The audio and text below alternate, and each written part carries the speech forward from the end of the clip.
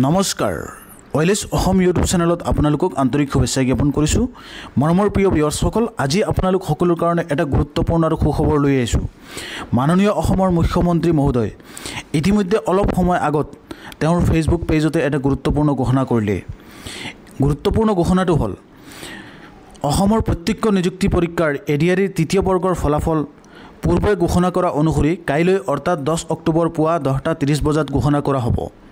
পৰীক্ষাত অৱতীৰ্ণ হোৱা সকলো পৰীক্ষাৰ্থীলৈ মোৰ আন্তৰিক শুভেচ্ছা জ্ঞাপন কৰিলোঁ।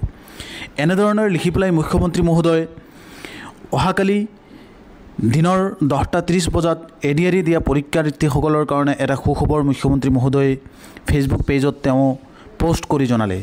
গতিকে যিবিলাকে এডিআৰি পৰীক্ষা দিছে তেওঁলোক সকলোৰ কাৰণে সুখবৰ। ইমান দিনৰ পৰা তেওঁলোকে বাট চাই আছিলে যে এডিআৰি ৰিজাল্ট কেতিয়া দিব। গতিকে মুখ্যমন্ত্ৰী মহোদয়ে পোনপটীয়াকৈ ডাইৰেক্ট নিজৰ ফেচবুক পেজতে এই বিষয়ে সকলোকে জনাই দিলে। এডিআৰিৰ কাৰণে গুৰুত্বপূৰ্ণ খবৰ, এডিআৰি এক্সামৰ ৰিজাল্টৰ ডেট ঘোষণা কৰিলে, সময়ও ঘোষণা কৰিলে। এডিআৰি ৰিজাল্ট যিবিলাক আছে তৃতীয় বৰ্গৰ ৰিজাল্টৰ ডেট ঘোষণা কৰিলে মুখ্যমন্ত্ৰী মহোদয় লাইভতে। গতিকে এই গুৰুত্বপূৰ্ণ আপডেটটো আপোনালোকক দিলোঁ। যিমান আপোনালোকৰ লগৰ বন্ধু বান্ধৱী আছে তেওঁলোকে শ্বেয়াৰ কৰি দিয়ক যিবিলাকে এক্সাম দিছে।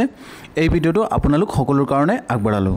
ধন্যবাদ। পৰৱৰ্তী আপডেট আহিলে আপোনালোকক ভিডিঅ'ৰ যোগেদি জনাম। Thank U.